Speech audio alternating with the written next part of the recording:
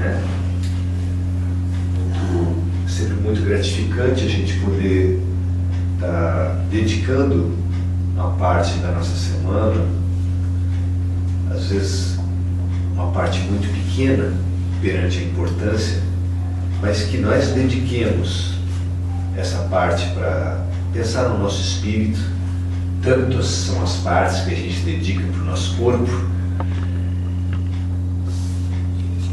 Então a gente precisa se parabenizar e fazer as nossas homenagens para os nossos anjos de guarda, para os espíritos familiares que nos trouxeram até aqui e que nos elucidaram sobre as reais importâncias da vida. É importante a gente estar trazendo para as nossas vidas essa preparação, esse momento de sintonia, especialmente no momento que a gente vive, que é um momento anunciado, tão longamente anunciado por Jesus e tão ratificado pelos mensageiros espirituais, como o momento da transição planetária. Realmente, para os alunos que não passaram nas primeiras provas, no primeiro bimestre, não passaram no segundo, notas péssimas no terceiro e no quarto, esses somos nós. A Escola Generosa ainda apresentou uma última prova de recuperação e caso a gente consiga ainda a nota, a gente ainda pode lograr um espaço na próxima série, ser promovido junto com a nossa classe inteira, junto com aqueles que estudaram na primeira hora, na segunda hora, como na parábola tão bem coloca, nós somos os de última hora, os trabalhadores de última hora. Nem por isso merecedores de menor salário, apenas estamos tendo a graça de atender por último ao chamamento do Senhor. E nessa passagem de hoje, que foi escolhida por hoje, Emmanuel escolhe uma passagem que Jesus fala exatamente é questionado a ele como fazer para alcançarmos a salvação. É o termo usado na época, era o da salvação, e Jesus fala que a gente deve se preparar, que a gente deve se dedicar para passar pela porta estreita, porque a porta larga vai ser muito fácil.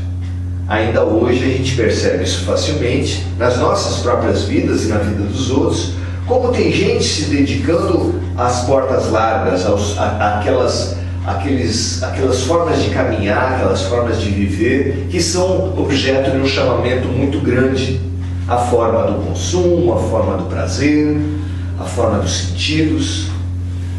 E tudo isso é muito sedutor para a alma humana. Quantos milhões vivem em função do consumo, dos sentidos, etc. Nós mesmos não podemos dizer que somos avessos, que a gente nunca se deixa seduzir por essas portas, porque nós também fazemos isso. Então, mais uma vez, a gente precisa louvar a graça, a oportunidade, a felicidade que é termos vindo para pensarmos essa programação, para pensarmos o rumo que estamos dando às nossas vidas.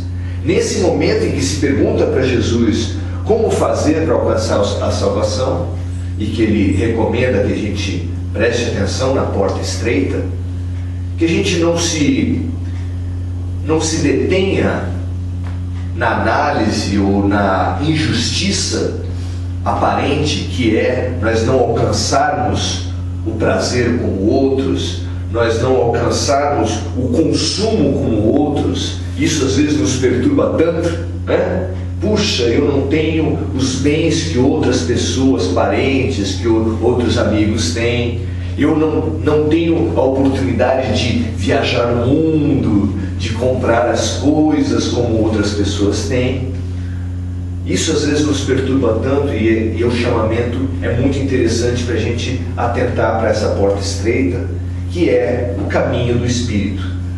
E parabéns para todos nós, para aqueles que nos trouxeram até aqui, por termos atendido isso hoje. Nessa passagem, Jesus fala que alerta-nos, para todos os cristãos, um alerta muito importante, que ele fala assim, que esse momento da salvação é como um pai de família que num determinado momento escolhe fechar a porta. E fechando a porta, aqueles que estão fora falam assim, mas nós estamos aqui, abram a porta. Daí ele, quem são vocês? Nós comemos e bebemos com Jesus. Ele ensinou para nós, abra para nós. E ele fala assim, não conheço, não sei quem são vocês. Fique distante de nós aqueles que cometeram iniquidades. Muitas vezes nós cristãos achamos que porque temos os símbolos nas nossas casas, nas nossas correntinhas, porque nos dizemos cristãos, e cá entre nós é muito mais fácil se dizer cristão hoje. Uma pessoa hoje, numa roda qualquer, falar eu desconsidero o Cristo, é quase uma aberração. Ao passo que lá no início, quem falava que era cristão era passível de decapitação, de ser comido pelos leões, de todo tipo de perseguição. Então hoje é fácil se dizer cristão. E pensando e já sabendo que haveria um momento em que seria radicalmente diferente o declarar-se cristão, Jesus fala que já não é suficiente, que para a gente alcançar o nosso momento de promoção espiritual, absolutamente não é suficiente dizer que somos cristãos. E é muito oportuno nós pensarmos a respeito disso, quando os mensageiros espirituais, em alguns livros espíritas, deixam muito claro para a gente que tem hospícios para religiosos no mundo espiritual. Que as pessoas morrem depois de terem praticado vidas inteiras com as obrigações que os sacerdotes, que os líderes espirituais passam para a gente, e quando morrem, acham que por terem praticado todas as obrigações, têm um lugar garantido no céu. Uns por terem cumprido todos os sacramentos. Eu fui batizado, fui crismado, casei. Outros por pagarem o dízimo. Tanto que multidões acham que por terem cumprido os sacramentos ou pago o dízimo, tem um lugar garantido no céu. Quanta gente acha isso? Entre os espíritas não terão aqueles também que acham que porque cumprem o que parece ser as obrigações do espiritismo, também terão um lugar garantido no céu? Eles dizem muito isso, eles acompanham nesses romances, eu estou lendo um nesse momento, que fala de dirigentes espíritas, presidentes de USE, que é a União das Sociedades Espíritas, e que por terem ficado décadas nessas unidades federativas, falam assim, bom, eu quero pelo menos Bezerra de Menezes me recebendo após a morte, que é um notabilíssimo espírita, sem dúvida nenhuma. E eles se decepcionam muito e enlouquecem no mundo espiritual, precisando de muito tempo e muita especialidade de tratamento pela presunção. A presunção que dá você cumprir obrigações humanas, cumprir funções humanas e se confundir achando que essas obrigações são de Deus. Porque nem o batismo, nem o crisma, nem o casamento, nem a extremunção, nem o dízimo, nem a palestra, nem as federativas, nem o passe foi colocado como condição para a gente alcançar o mundo espiritual. E nesse momento de transição, como a gente está muito próximo da última chance de passar de ano, a gente se enganar agora seria terrível, porque dificilmente quem morre agora vai ter uma segunda encarnação ainda para aproveitar a Terra. Deixando claro que quem não pudesse aproveitar não vai para o inferno, não vai para o azeite quente, não vai ficar por toda a eternidade sofrendo nas mãos do demônio, como algumas teologias passam para a gente. Iremos apenas para um mundo, para uma escola com uma pedagogia diferenciada, para uma pedagogia mais incisiva para aqueles que se mostraram muito teimosos. Afinal de contas, se só for contar nos últimos 2000 anos, é possível que a gente tenha pelo menos 20 encarnações depois do Cristo. E a verdade incontestável é que nós não aprendemos. E antes do Cristo, outros mensageiros também já tinham passado e nós não aprendemos. Então o momento é solene, o momento não permite divergências, não permite elucubrações ou ficar pensando o que é o mais importante. Nós precisamos ter claro agora e poder nos programarmos enquanto há tempo. E há tempo. A boa notícia é essa: todo mundo que está vivo ninguém está por um engano dos céus. Ninguém está aqui à toa, ninguém está aqui porque não. Nós estamos aqui porque há proveito em estar aqui, porque estar aqui é uma oportunidade que ainda pode ser muito bem aproveitada. Ah, mas eu tenho 90 anos, ah, mas eu tenho 70, ah, mas eu tenho 15. Quantos anos tem a sua alma? Quem pode dizer isso? Há uma criança que morre, um rapaz que morre com 16 anos. Gente, a gente pode sair daqui com que idade for e morrer. Adolescentes, crianças, idosos, isso não interessa para você pensando em termos de vida eterna. O que altera? Você ter essa ou aquela idade? Nem nada, absolutamente nada. O que interessa é aproveitar o tempo que a gente tem. Isso é da máxima importância. Deixar de se distrair. Eu acho muito interessante que a gente ache que distrair, deixar a vida levar a gente. Quantas músicas falam isso? Deixa a vida me levar, vida leva eu. A vida que me leva. Quanto tempo a gente acha que deixando o acaso vai me proteger enquanto eu andar distraído? Como assim? Se você estiver distraído, ninguém te protege. Se você estiver distraído, pensando em qualquer coisa, deixando a vida te levar, você vai ser levado por quem? Pelas forças que estão aí no mundo, tentando te conduzir para o consumo, tentando te conduzir para o prazer, é claro, exceto se você falar, eu quero dirigir a minha vida. Se nós dermos um grito de independência, mas eu não sou escravo para pedir a minha liberdade. Lógico que é. O pior escravo é aquele que não quer ver. Quantas pessoas, a gente teve um tempo atrás que a gente achava um absurdo de na China todo mundo andar com a mesma roupa. Aí você anda na rua e vê todo mundo com a mesma roupa aqui mesmo. É a mesma calça porque está na moda. É o mesmo calçado porque está na moda. É a mesma cor porque está... É o mesmo penteado porque está na moda. Nós somos escravos. Perceba como você é comandado. Quem está mandando na sua vida? É importante você saber disso. Quando tem um programa de maior audiência, por exemplo, agora caiu um pouco a audiência do Big Brother, mas quando começou, que era uma audiência muito grande, onde quer que você fosse, a conversa era Big Brother. E se você não tivesse assistido, seria como você não está, você ficaria fora do assunto. O assunto passaria assim, ó. Eu já me vi algumas vezes o assunto passando e você não tendo nada para falar. Você acaba se excluindo se você não estiver na vida ligado, na maneira como está sendo chamado, na vida que todo mundo está levando. Mas está todo mundo levando, a vida de gado é para levar o gado até onde? A vida de gado é para chamar a gente para o matadouro. Só que não tem um gado que levante a cabeça, olhe para frente e fale, para onde que eu estou indo mesmo? E hoje nós somos chamados a fazer esse movimento.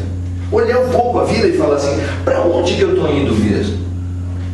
Eu fico frustrado por não ter isso, por não ter aquilo, por não viver a vida de um jeito ou de outro. Enquanto isso, eu estou com esse caminho, eu estou indo para onde? Enquanto isso, eu estou fazendo o que com a minha vida? Como é que eu fico com a minha frustração por não ter isso e não ter aquilo? Que exemplo eu estou dando para os meus filhos? Que vida eu estou programando para a minha família e para mim mesmo?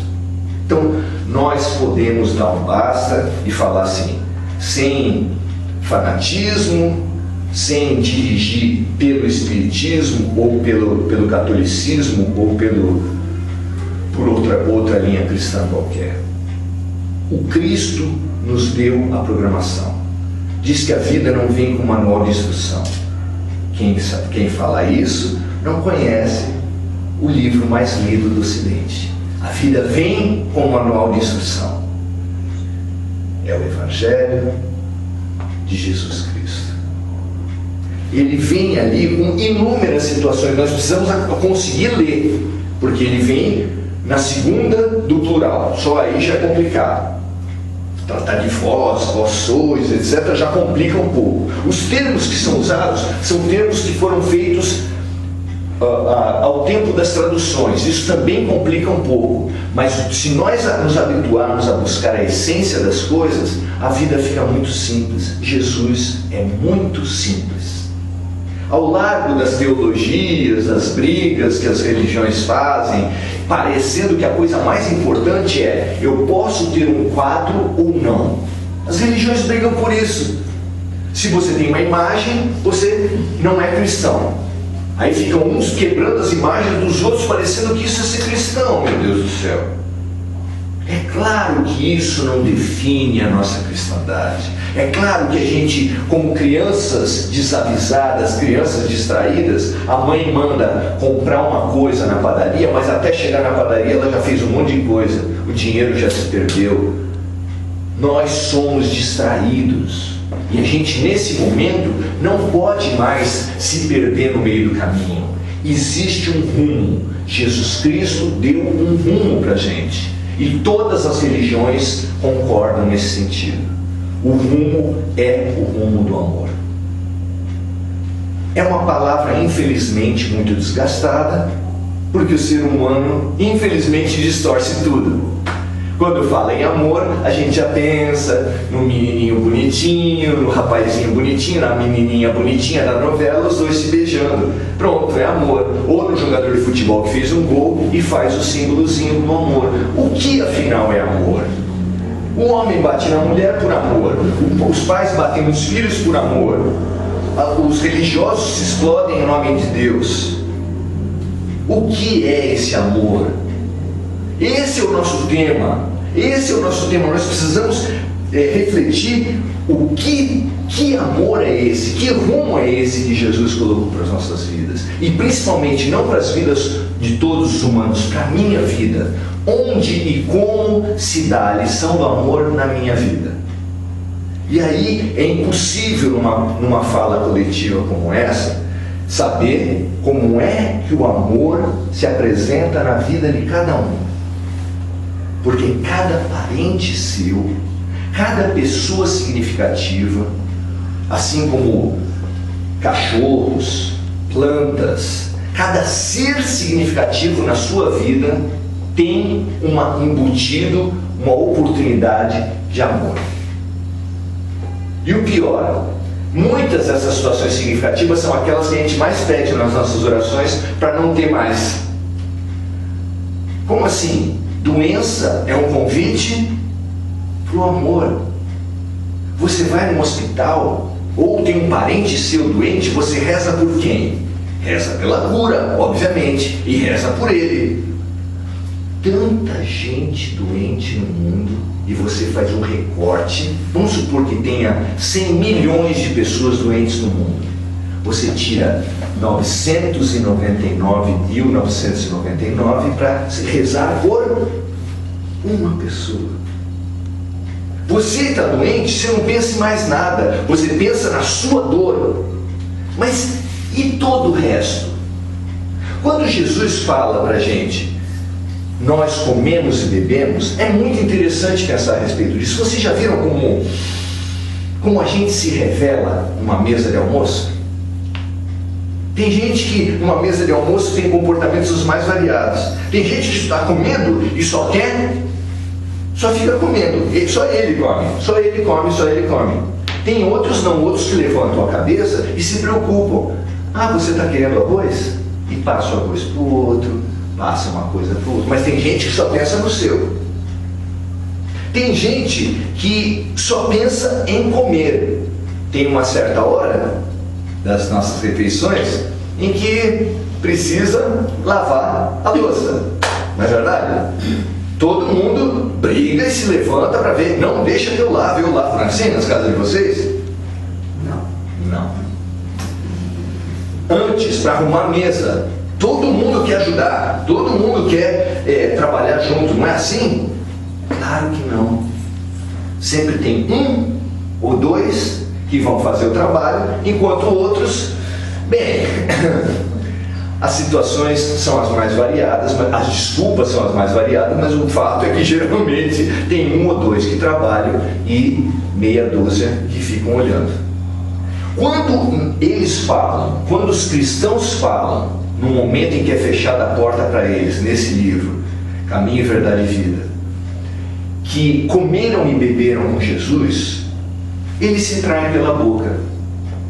Porque se alguém fala, eu comi e bebi com você, fala que ele é um companheiro, fala que ele está próximo de você, fala que é um amigo seu, não sei. Porque muita gente vai até as nossas casas, come das nossas comidas e não se digna a partilhar o serviço. Só o comer e o beber.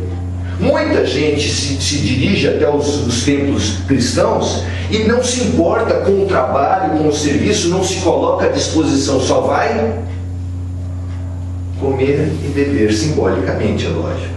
É só aquela parte do Pai Nosso, né? Parece que a pessoa reza assim: venha a nós o vosso reino, venha a nós o vosso reino, venha a nós o vosso reino e venha a nós o vosso reino.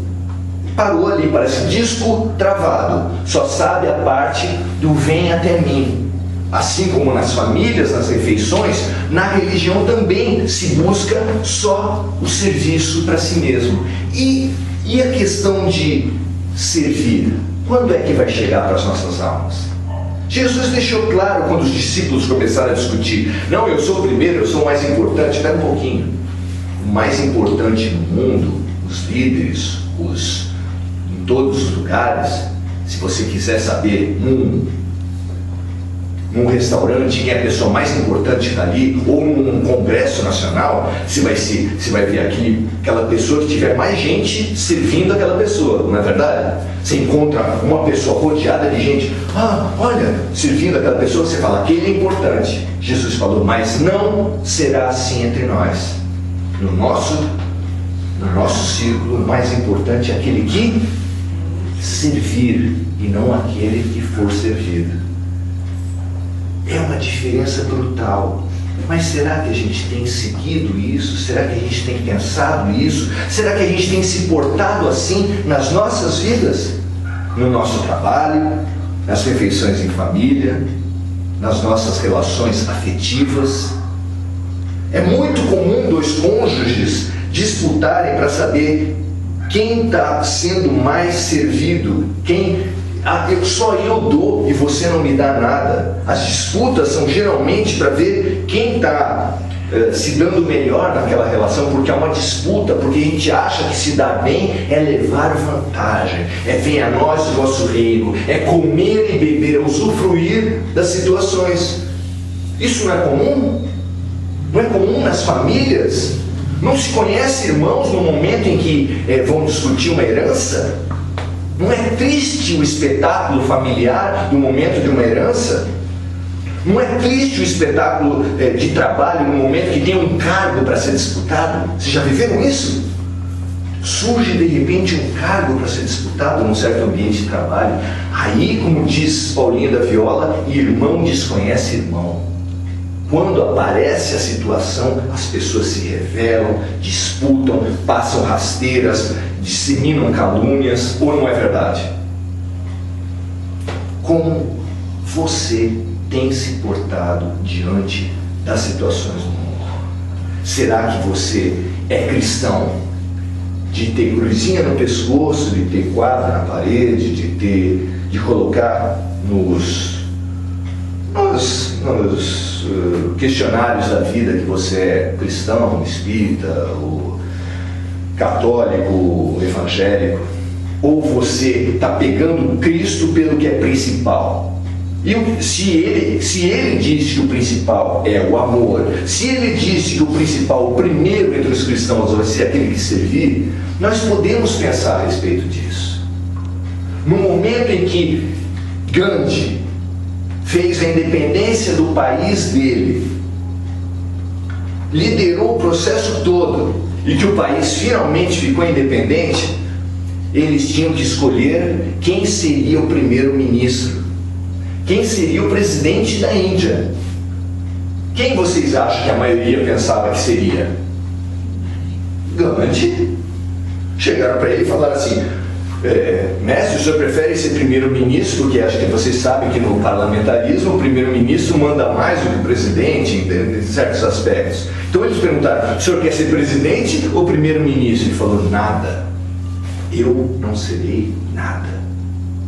No momento que Jesus entrou em Jerusalém, em cima de um burro, sendo ovacionado pela multidão que jogavam tapetes e túnicas por onde ele passava, os poderosos falaram assim: nossa, esse é uma ameaça, porque ele quer o poder. Porque o poderoso só consegue pensar que quem é famoso quer o quê? O poder, o lugar dele. Tem muita gente que ainda não entende hoje por que Jesus, tão bonzinho, foi assassinado. Porque todo mundo, inclusive boa parte dos seus discípulos, achava que depois de ser muito popular, ele só poderia assumir o poder, expulsar Roma e pronto, ser o Messias político e econômico que eles pensavam. É claro que Jesus não foi assim, e é claro que esse é o rumo para as nossas vidas. Não há por que nos distrairmos mais.